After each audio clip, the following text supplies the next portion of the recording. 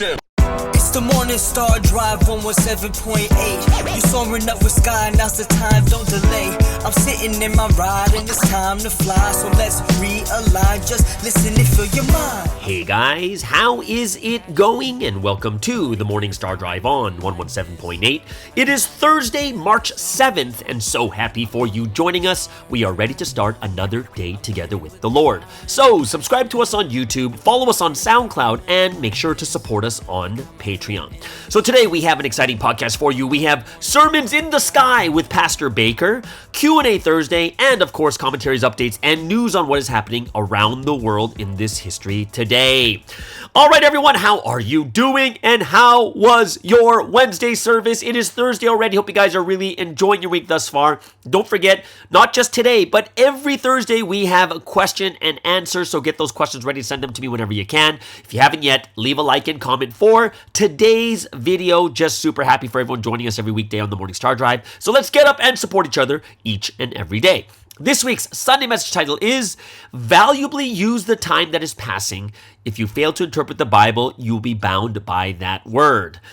All right, everyone, it is Thursday. I'm so happy. We're almost at the end of the week. Just 2 more days and the work week is done. Super happy that everyone has joined us thus far. For me, this my weekend starts on Thursday afternoon, so I'm super happy about this.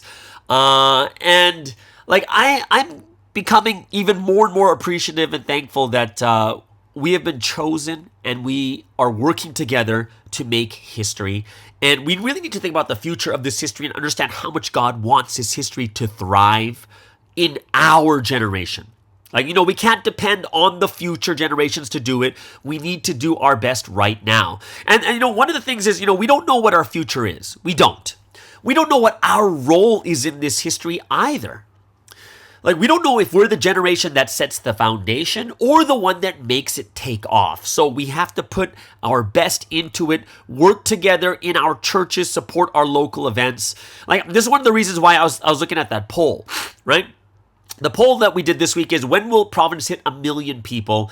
And the majority, 35%, said will be within the next 20 years, which means until 2044. Some people, 28% said 10 years. And interesting, there's 14% that said not in our lifetime, right? Which could be, like, for me, my lifetime is going to be, over the next 50 years, right? Over 50 years probably is going to be my lifetime.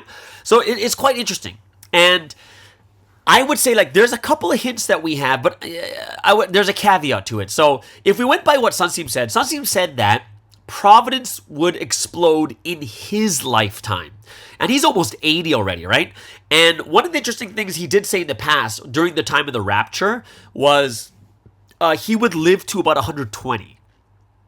And at that time, when we're talking about the rapture, I thought that was awesome because the door of the rapture is open while the man of mission is still living. That also means that right now we still have another 40 years left. But then the big question is, what does it mean to explode? Does that mean we're going to reach 1 million or more? Is that what explosion means? Because I would say that if Providence grew to 500,000, I would still say that is an explosion. I would still say that. I would still say that, man, if we hit 500,000, that would be crazy. So when Sunseem says it's going to explode in his lifetime, I don't know if that means 1 million. That could be 500, 600, 400,000, right? So 1 million, possible in our lifetime, but also not possible in our lifetime. So I don't know what it means when Sunseem says Providence will explode in his lifetime. I'm not sure what the number would actually be, but you know, when you get to 500,000, then reaching 1 million is just around the corner. That would be in my opinion. So, guys, we don't know the future. We don't know what's in store for all of us. But what we do know is we have to make sure that we don't make history get delayed because of our responsibility and our efforts that we didn't do, right? So that is something I do think we have to kind of get on board, get committed to this history. Committed doesn't mean doing the same thing over and over again. Committed means, you know what? This is God's history. I'm going to do my best, right? I'm going to do my best. I'm going to find the right things to do. I'm going to discuss with my leaders. I'm going to, help out with lecturing or help out with sitting in on lectures or something along that line. I'm going to do my best, right? And I hope that's going to be something that we will really, really get our hearts and minds really set on. Like, remember I telling you guys that, I'm excited because next week we'll start the first live stream on the Rebel Pastor channel. So I'm really happy about that. But I also decided to take on someone for lecture training, right? Because, it's been a while for me. It's going to be a good review for my heart also. But I do think this is going to be something that is good for me to refresh myself so that I can get back into lecturing also. So I'm excited about this too. I'm going to be starting that on Thursdays. And today, Sermons in the Sky is going to be done by Pastor Baker. It's the second time doing it. A lot of people, great responses from the first one that he did. I'm just super happy that he is going to be preaching more often. And this is my personal opinion, but people who have been head leaders and pastors who gave sermons and educations, all these things, I don't think you can really stop doing it. Now, what does that mean? Like, even for me, when I have conversations with Pastor Baker, when he talks to me, it sounds like a sermon sometimes, like, ooh, that's really deep. You're like, oh, that's deep. Oh, yeah, I never thought about that. And I think it's just natural. And that's why, like, even for me, think about me, guys. Even though I stopped head leading in 2019, I've been doing Sermons in the Sky and this, like, constantly over the last 4 years, right? 4 or 5 years. So I keep doing Sermons in the Sky too because I think it's just innate. It's inside me. It's the way I think as a head leader or a pastor, right?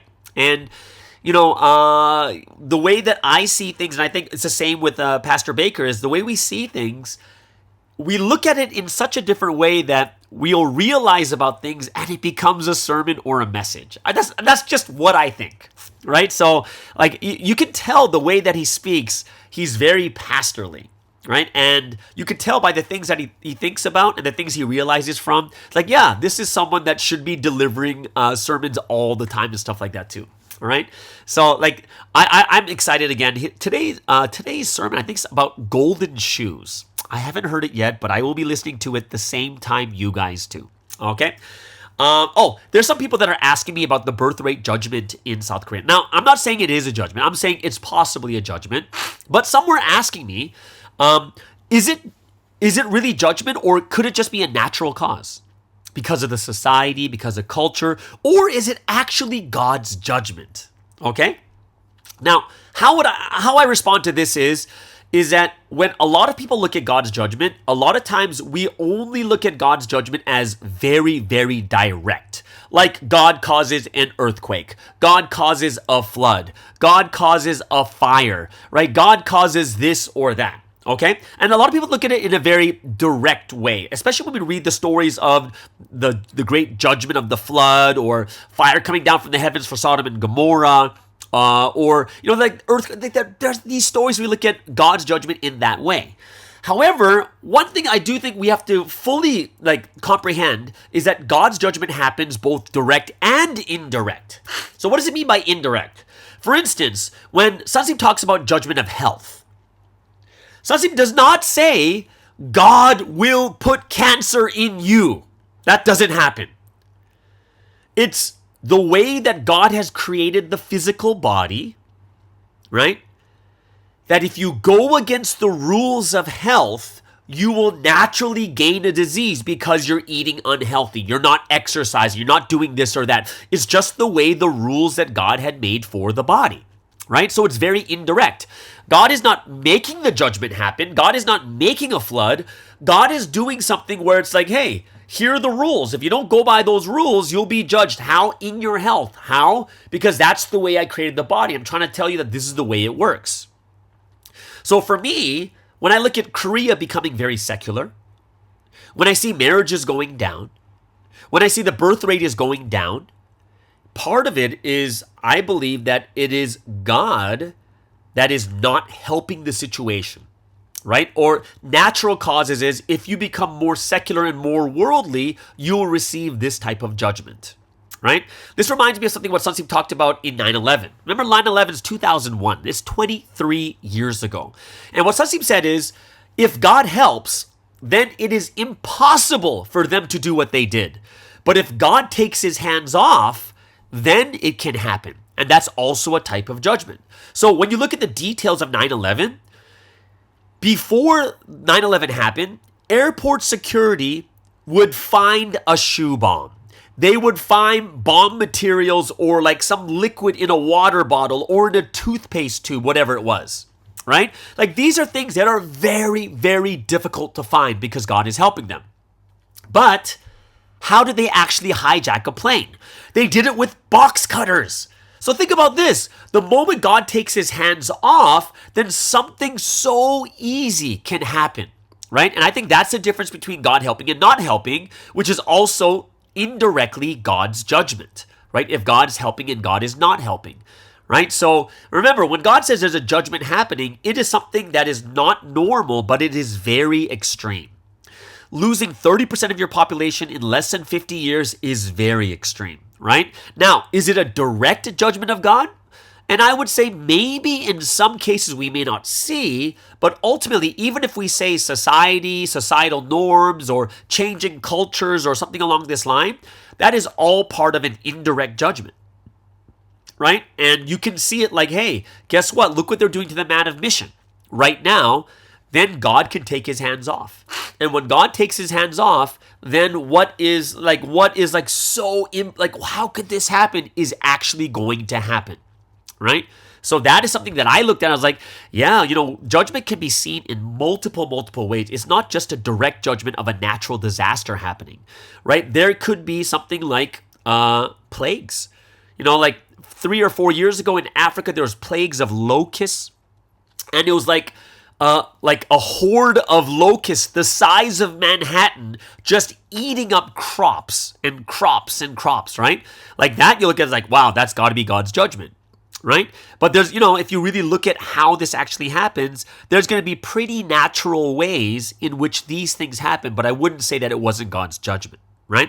So I would say that this is something that we really have to think about and something we need to pray about too. And, it's kind of like I said on Monday, it's very symbolic of what we see even in Providence, right? Like the low birth rate, we're going to be seeing a low birth rate inside Providence very quickly. And one interesting thing that someone said, Chris Jansen called me, he's like, going, you know what? What about because of this, like this low birth rate, Korea opens its immigration laws and more foreigners come in marrying Koreans, and then there's going to be more the birth rate will increase by that because the foreigners coming in and marrying Koreans, right? And I looked at that, I was like going, wow, like that would actually make sense, as in what happened in Jesus' time was, since the Jews could not accept Jesus, the gospel went to the Gentiles.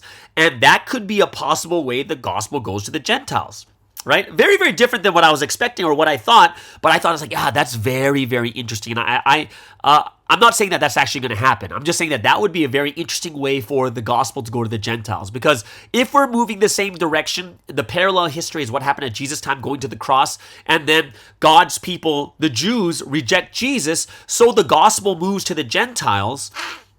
That would be quite kind of interesting for me to see. Well, if that's happening today, then who are the Gentiles that are going to receive the gospel? Is it going to be Taiwan, Japan, somewhere in Asia, somewhere in Europe, somewhere in America, Latin America? Like that would be something very interesting for me for us to kind of track to see. Or could it be Africa, right? As we see, like the church in Sierra Leone is doing very, very well. And that's something I look at as like, that's so interesting to see that if there's going to be a big shift in the gospel moving towards the Gentiles, right? So that is something that I really, really thought about. And I think that's something that all of us have to think about too, okay? Big news yesterday, for those of you guys who didn't know, March 5th was Sunsteam's trial. The first appeal trial happened on that day, and I wanted to give you guys some updates on this, okay? So what happened at Sunsteam's trial yesterday? So number one is defense counsel, which is our side. This is us. We're on the defense. We're the one that Sunsteam received the sentence of 23 years, so we went to appeal the trial, and then we come to the appeal court, the appellate court, and we're also dealing with not the same prosecution, but the appeals court trial panel's position. Okay, so they're the ones that are going to be reviewing the case and stuff like that too. So first of all, let's go into what our defense was. Why did we appeal? So what we did was we presented some grounds for appeal and provided explanations, especially during the opening statement. First thing that we said is, how fair was the trial when we actually cited 10,000 false articles and Netflix footage as factors hindering a fair trial. Which makes sense, right? Second thing we pointed out was inconsistencies and contradictions in the testimonies of the victims. Okay.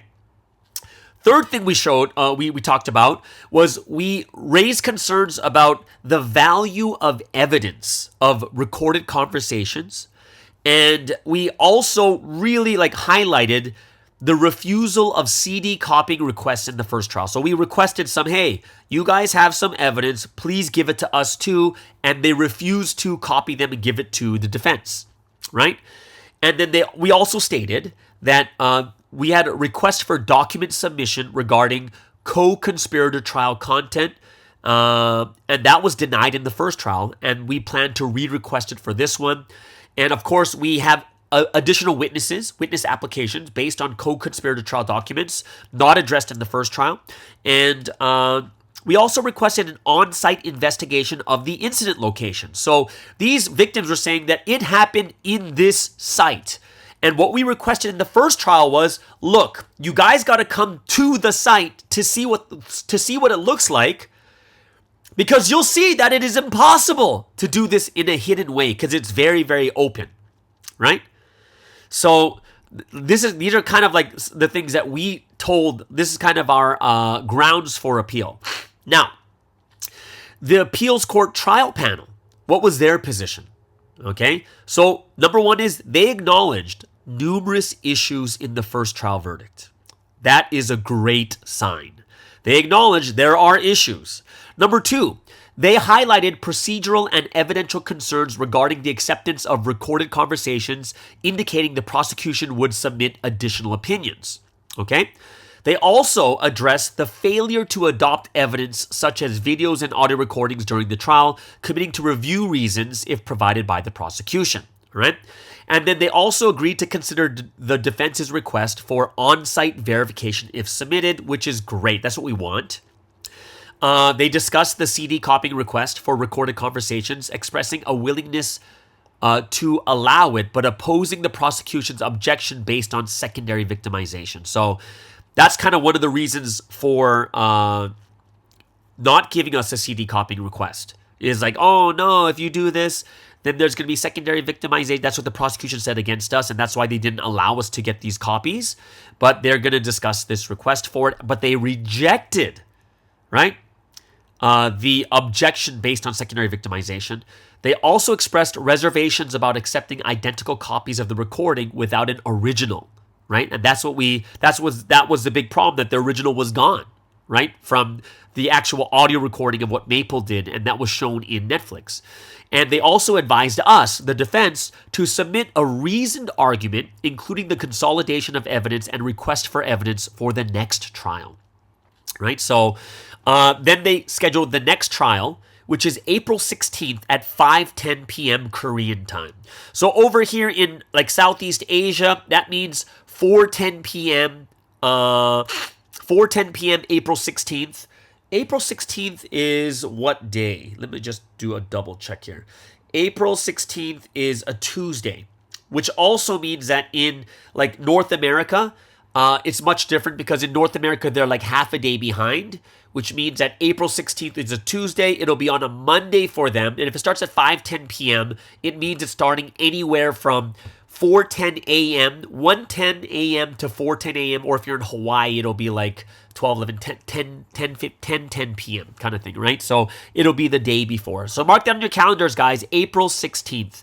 The one thing that a friend of mine went to the trial to watch it, they said that the atmosphere in the trial was apparently much better in this trial compared to the first trial. That was very, very against us, kind of ominous kind of thing, right? But they said the atmosphere much, much better and more hopeful so far. And one thing you do need to know about the last trial is the very first trial that was taken, the atmosphere was actually pretty good in the beginning until Netflix came out and then it switched everything, right?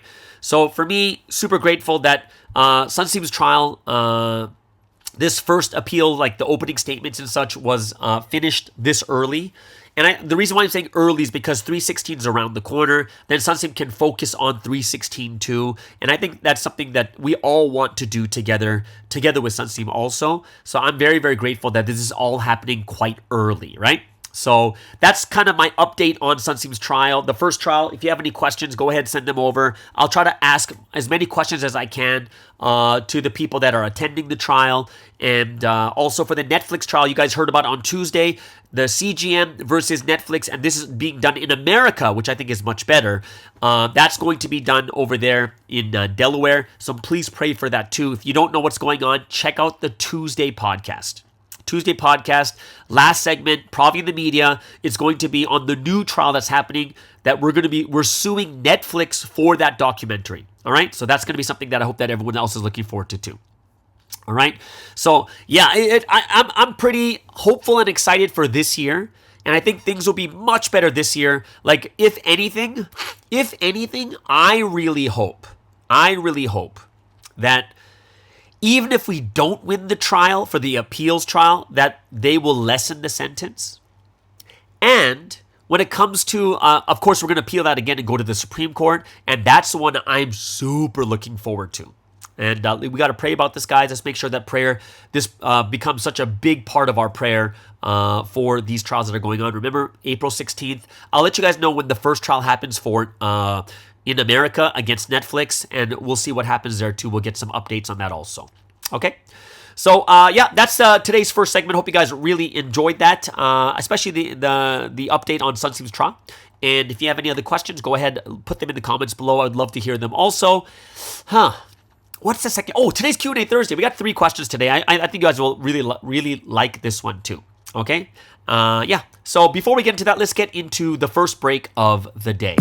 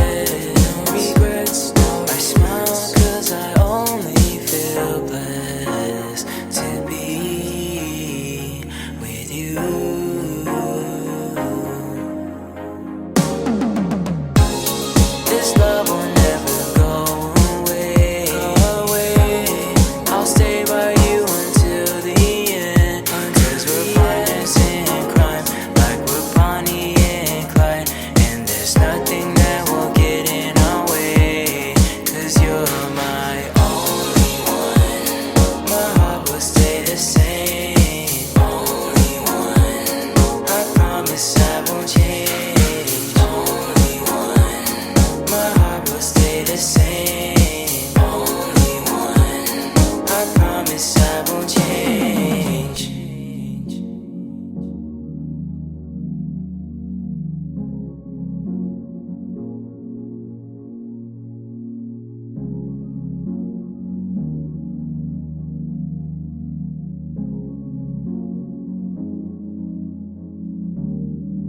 All right, so let's get into today's Q&A Thursday. We have 3 awesome questions for everyone here, so I hope you guys will really enjoy this. So the first one is, this is a very interesting one, and you know this one's coming from America, is how do we explain about slavery in the Bible, right? Especially in America, there's such an emphasis on the Bible being bad because it condones slavery, right? So,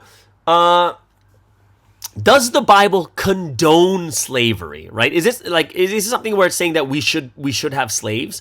And of course, people will talk about, oh, it's a different culture at that time. This is happening, that is happening. But there's some things that I do think that all of us need to know when it comes to what the Bible actually says about slavery. Now, especially when you're working in America, when you think of slavery, we're thinking about slavery of a certain race. Okay, so first and foremost, slavery in the Bible was not race-based because it also talks about slavery of Jews, right? Yeah, Jews can go into slavery too, right? It wasn't about black and white or brown or yellow or whatever it is. Slavery was totally not race-based. It was voluntary means of work. There's two reasons for slavery in the Bible that it talks about. Number one is, it was a voluntary means of working off debt, right? So someone voluntarily became a slave. Second reason for slavery was keeping captives from mustering a rebellion, right? So those are the 2 reasons for slavery in the Bible. Now, another thing you have to realize is that slave trading is absolutely condemned in both the Old Testament and New Testament. Right?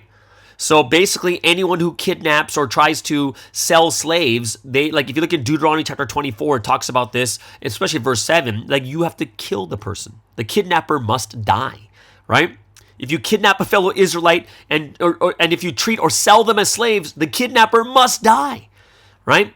And that's one of the examples. So slave trading is condemned in the Old Testament and New Testament time. One of the things that the Bible does talk about is that all men, not free men, all men are made in the image of God, and that both slave and master are equally protected and one in Christ, which is in both Old Testament and New Testament. An example I give you in the New Testament is Galatians 3:28 says, "There is neither Jew nor Gentile, neither slave nor free, nor is there male and female, for you are all one in Christ Jesus." So this one breaks whether you're Jew or not, which has to do with your ethnicity, whether you're slave or free, which has to do with, whether your job, male or female, which has to do with your sexism, right? Everyone is one in Christ Jesus, right? So that's another thing that we have to understand that comes from the Bible. And I would say that what's also very, very interesting about the Bible is when slaves were given the Bible, it was heavily abridged, which means tons of things were taken out or things that slaves were not allowed to read. Not because it was pro-slavery, but because there was many things that talked about the rights of a slave, right? Because think about it.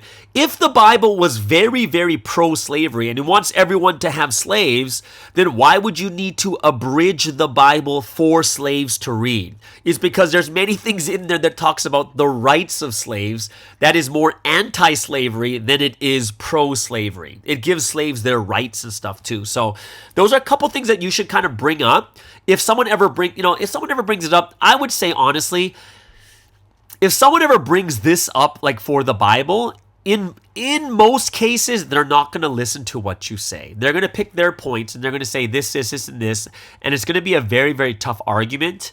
But when it comes to us really understanding it and why, I think it's good for us to understand the why so that we can, tell people, yeah, this is what the Bible actually says about this, and this, and this. Okay? So that is the first question of the day. Okay? Second question. It says in Matthew chapter 24, at the time the sign of the Son of Man will appear in the sky, and all the nations of the earth will mourn. They will see the Son of Man coming on the clouds of the sky with power and great glory. What does it mean people will mourn? I thought they would be happy. And the answer is the only ones being happy are going to be the ones that are waiting for the Lord. Right? So what does it mean there's going to be glory and mourning? There's going to be sadness is because many people are going to realize that they should have believed. Many people are going to realize that they were wrong. Many people are going to realize that, oh my gosh, the Christians were right. And that's why there's going to be mourning. People are going to be mourning. Yeah. And if you think about it even more, there should, like, when you think about when Christians also believe in the rapture, that people will be taken away, they think that, if people are going to be taken away, so there's going to be mourning because all of a sudden all these people are left behind. They're like, I should have believed in Jesus. But also in the spiritual sense, many people will mourn when they realize this person is the person that God had sent, right? So, there's going to be both glory and mourning at the same time. There's going to be happiness and sadness at the same time. But from what we know is that the majority, when the time of the Son of Man comes on the clouds, right? So we're talking about the Lord's second coming at the very beginning stages. There's going to be more mourning than there is glory or happiness, because very few will actually meet him in the beginning. Look at Providence 2. Look at Jesus' time. Most people were against Jesus. Very few were actually for Jesus. Few were actually believing in Jesus at that time too. So we have to realize that, this is what it means that people are going to mourn, right? Yeah, should they be happy? Well, technically speaking, only those that were awaiting, only those that realize will be happy. And when we see the sign of the Son, when we hear in Matthew 24, which is all the prophecies of the Lord's second coming, we all know what it means, the sign of the Son of Man coming on the clouds. It's not a literal thing, right? So what happens when we teach the gospel to people? Do all of them accept and believe, or do many get angry or mad or come against us and slander? Yeah, there's going to be many who are going to mourn. Not only those that are against the Lord, but even us, we will mourn when we see our fallen brethren. When we see the people who do not accept, we will mourn for those people also. Okay? So that's what that means. Okay? Next question is, in the Bible, there are 3 accounts of people coming back to life. Technically, there's not 3, there's 7. Okay? So from Sunday's message, is it saying that those 3 never came back? Okay? So the focus was in spiritual resurrection throughout the message. Did something ever mention about these 3 coming back to life physically? Were they actually dead? And the answer is yes. Like, for instance, Lazarus was literally dead, right? The widow's son was dead. The centurion's daughter was dead. And those are the 3 that Jesus did. They were physically dead, and they came back to life physically.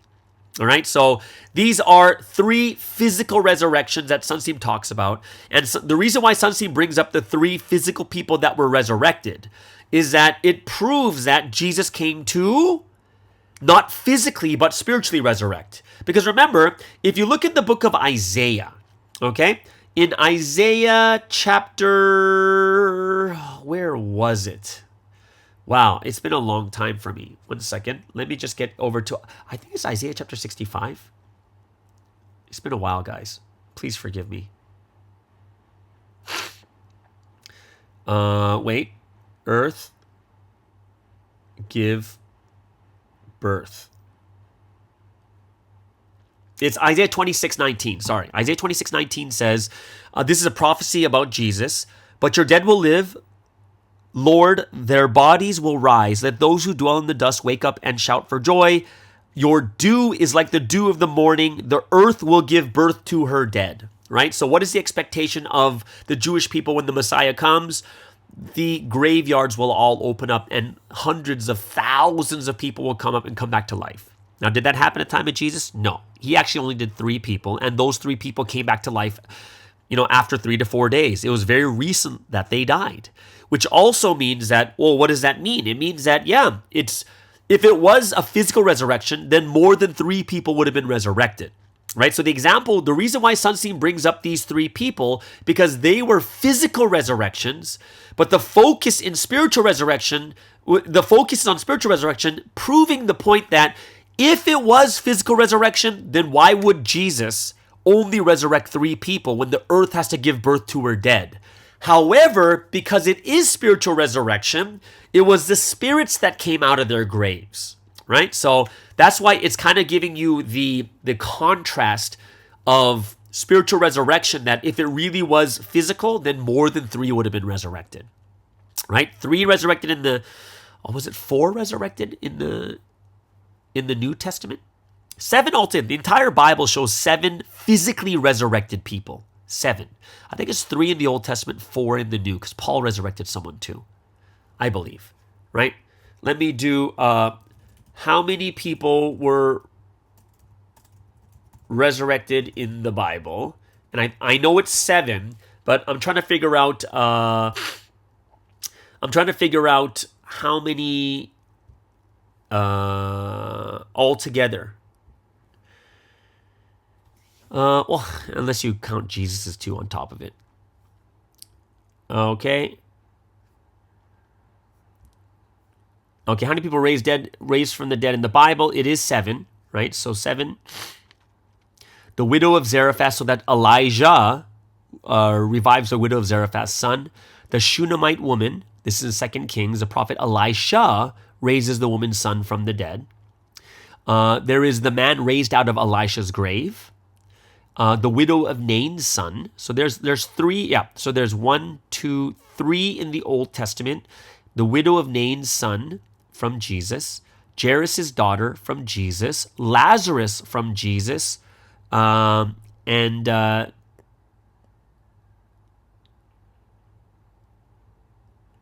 Tabitha. Eutychus. 1, 2, 3, 4, 5, 6, 7. Oh, there's 8, 6, 7. We'll see. Yeah, from what I know, there's supposed to be 7, right? So there might have been various others that miracles were to happen, but Jesus did 3. And like I said, did Sunseem mention these 3 coming back to life physically? And the answer is yes, it is. And Sunseem also talks about even in medical history, there are people that died and then did come back to life within 3 days, right? So Sunseem said 3 to 4 days is like the max. After that, you can't come back to life after dying that long. So, yeah, that is something that is true. Physical resurrection actually did happen, right? Jesus did 3 physical resurrections. But like I said, the point is to contrast that if physical resurrection was the point, then Jesus would have resurrected more than 3 people. And actually, Sunseem even said this.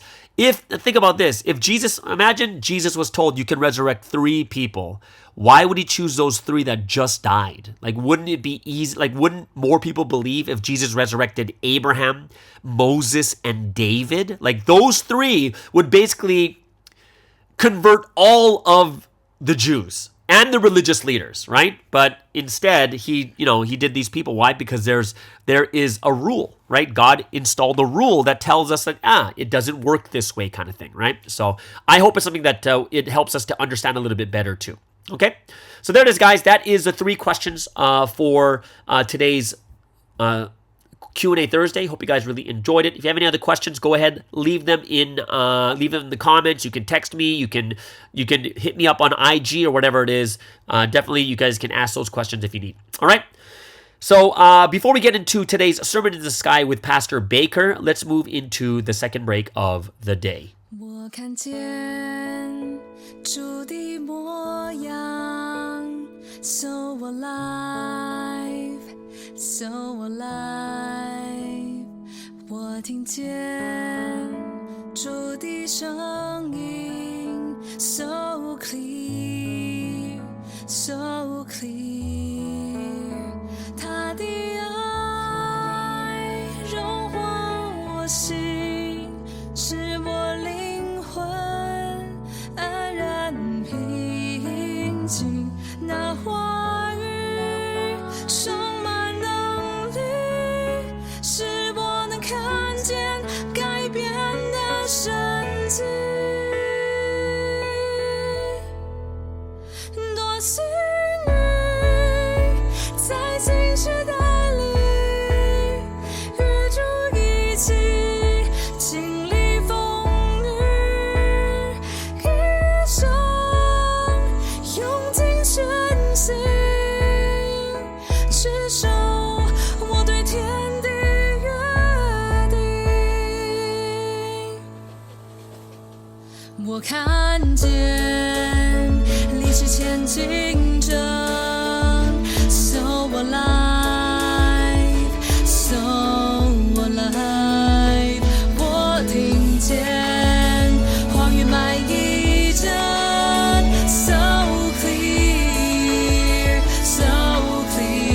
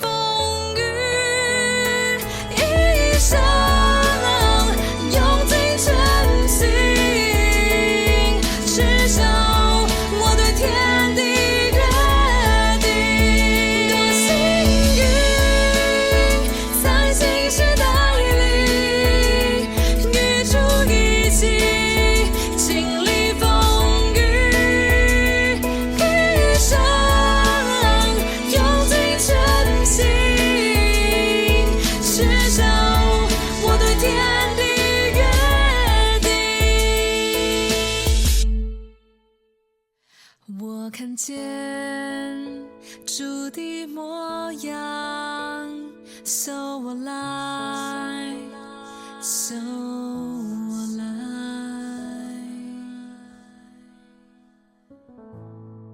And there it is. That is today's second break of the day. That's Renee Lai over there in Taiwan. She has a beautiful baby boy, and I'm watching her. I'm looking at her IG too and seeing her boy grow up in front of the social media world. But very grateful, thankful. This is her first original song that she made herself called I See. Okay, so let's get into today's final segment, which is, of course, Sermons in the Sky, done by Pastor Baker. Hope you guys really enjoy this, and please leave a comment below if you were inspired or moved by this too. This one is about golden shoes, all right? So all the way over there in South Korea, this is Pastor David Baker with Sermons in the Sky. Hello, everyone. This is Pastor David in South Korea. I hope you're doing well in body, mind, and spirit, and staying close in the Lord's embrace. Today, I'm going to talk about something that Sunsunam said in last week's Sunday message. Specifically, he said, you have to see things spiritually from the world of spirits. Then you will know and realize deeply. When I heard this in the message, it really reminded me of an incredible personal testimony that someone shared with me in 1999. I heard this story when we were having an American Provi conference in Los Angeles. People had gathered from all over the country, and during break time, I saw a male minister who had recently been promoted to pastor. And I congratulated him. And since he was young and fairly new to Providence, I was curious about how he had advanced so rapidly. So I asked him, how did that happen? And he told me this insane story. What happened is that he said that while he was in Warmindong with Sunsunam and a large group of people outdoors, all of them were singing praise songs to glorify God. In the middle of when they were singing, he saw an angel appear, maybe 3 to 4 meters away from him. And in the angel's open palms, facing up, were a pair of gleaming golden shoes. And as this young man watched, the angel slowly came over to him and stopped directly in front of him, offering the golden shoes to him personally. And when he reached out to take those shoes, the angel disappeared, just like that. He wondered, did I see that, or was it just my imagination? Especially because no one else reacted. The whole group of people just kept on singing. So he wondered if he really saw that or not. Well, he got his answer after the praising stopped, because Sunsunam immediately spoke to the whole group. Sunsunam said, God just showed me something. There's someone here I need to promote from minister to pastor. God has given him the shoes of the gospel. Then Sunsunam called him over, promoted him to pastor, and prayed for his new mission. That's when the new pastor realized that not only did Sunsunam see the angel in the golden shoes, but Sunsunam knew exactly what it meant and what God wanted done. So why did this happen? Turns out this young man had been running full-time and evangelizing many elite people. So God was rewarding him for saving many lives. Through this testimony, we can realize that Sunsunam truly is the most spiritual person. He knows God's will, he knows the spiritual realm, and he can interpret every sign God sends. Hallelujah. I was so moved by the story when I heard it. And I can tell you, I've experienced similar miracles with Sunsunam personally. I've also heard many other people tell amazing, insane testimonies as well. So I think the first lesson we absolutely should take away from this story is to trust the man of mission, Trust the one sent by God because he knows God's will, God's word, the signs, and he can understand the spiritual world better than anyone else. Sun Tzu told us to know the spiritual world and realize deeply about it because he lives doing exactly that. He knows its value and understands clearly when the Trinity speaks to him. So of course, he wants us to experience the same as much as possible. So I hope you'll agree that it's an amazing testimony that's worth retelling. But there's more to this story that we can learn from.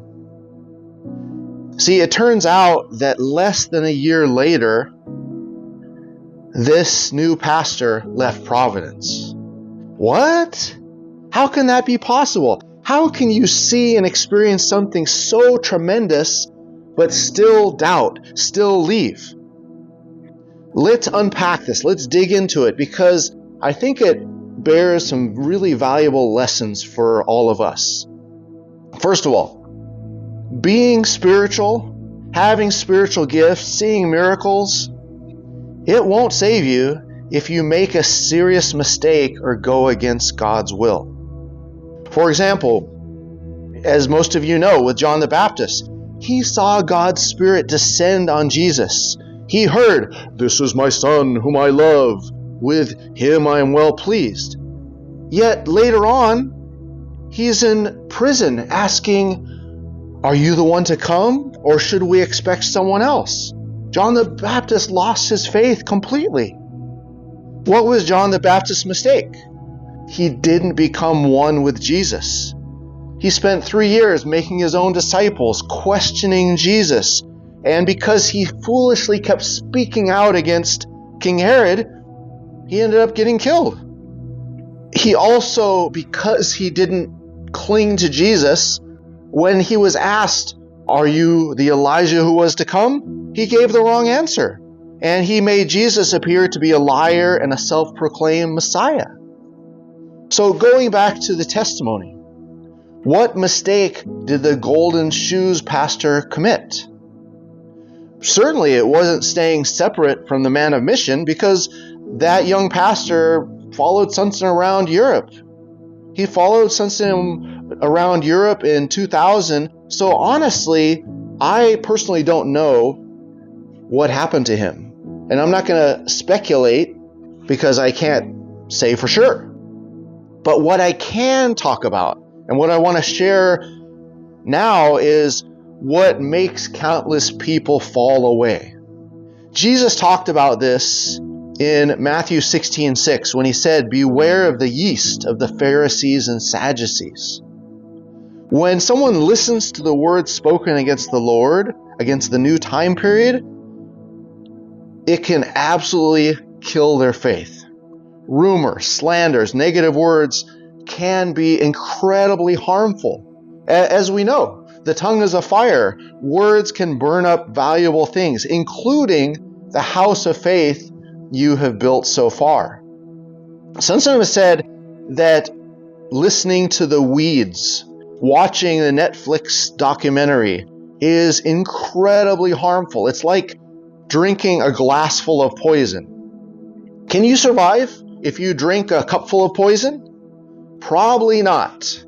And even if you do, will you ever be healthy or the same again? That's why the Lord told us, don't go there. So we're wise not to watch, read, or listen to critical words from those against this history. But what about when you have no choice? What if you walk into an intervention with some family members? Or what if a close friend unexpectedly starts sharing rumors without any warning? Both of these have in fact happened to me. And these are like a personal tribulation, an attack on your faith that's not providence-wide, but can be super harmful to you.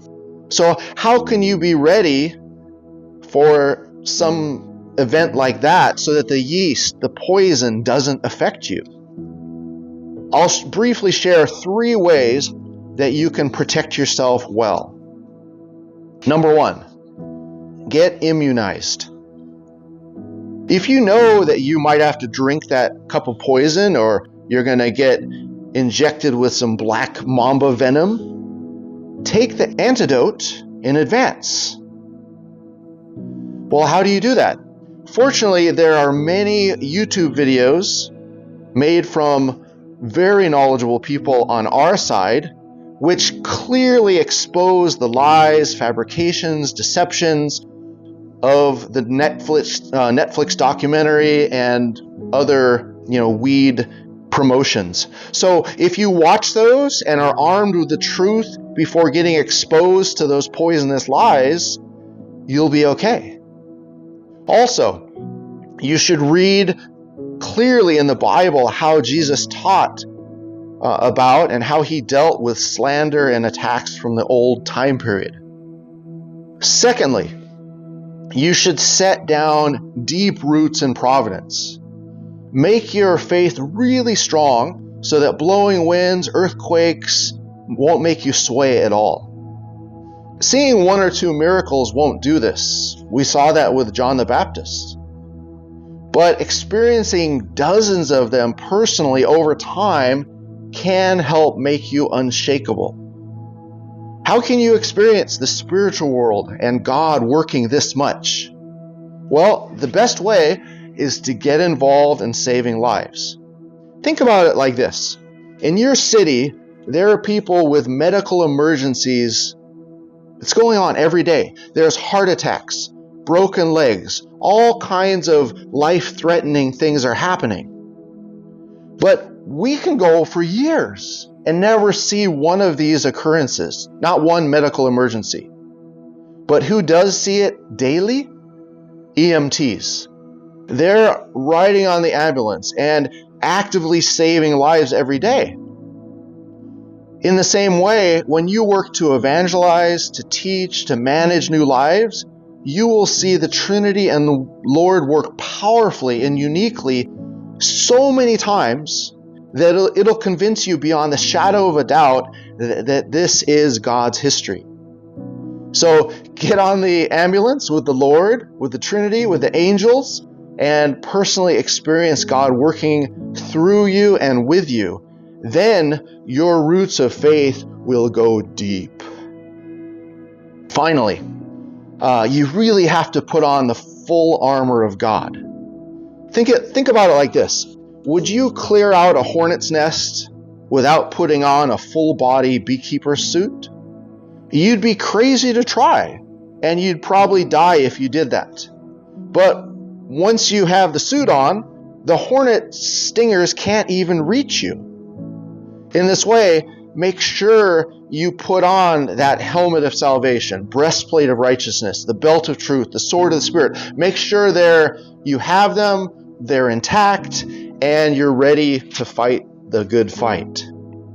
So, in conclusion, I'm not recommending to anyone to go drink that cup of poison, even if you're fully prepared.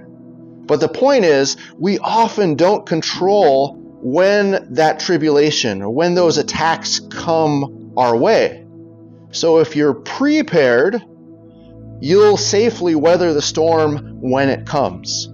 And Sunsim has said many times, the storm itself presents special opportunities that only occur during the tribulation. So the stronger and more prepared you are, the more you can capitalize on those opportunities. Let's wrap up with a prayer. Dear Heavenly Father, Holy Spirit, and Holy Son, thank you for opening up the spiritual world to us. Through the man of mission, through this history of brides, we have come to know and experience a spiritual life beyond anything we could have dreamed of. As we strive to fulfill your will and care for the lives around us, please protect us from evil attacks and help us to know and realize deeply. Then we can be brides you can use without limit to spread your gospel and make the kingdom of heaven here on earth. In the name of our Lord Jesus Christ, we ask for these blessings and we thank you with our utmost love. Amen. Thanks for listening, everyone. Take care, and may God bless you abundantly. And thank you so much, Pastor Baker, for another wonderful Sermons in the Sky. There's a second of it, and always inspiring, and it's great to hear these testimonies also. If you guys have any comments or anything you want to leave below, go ahead, leave it for him. He's been a head leader. He's been a regional director. He's blessed family. And he's someone I'm really inspired by and someone that I look up to also. So I really hope that you guys can learn a lot and kind of glean more from his sermons too. And I'm hoping that he does even more in the future also. Okay, so there it is, guys. That is today's Thursday podcast. Hope you guys really enjoyed it as much as I have. Have an amazing and awesome Thursday. Only one day left before the weekend, so enjoy it. And we'll see you guys again tomorrow on the Morning Star Drive on 117.8.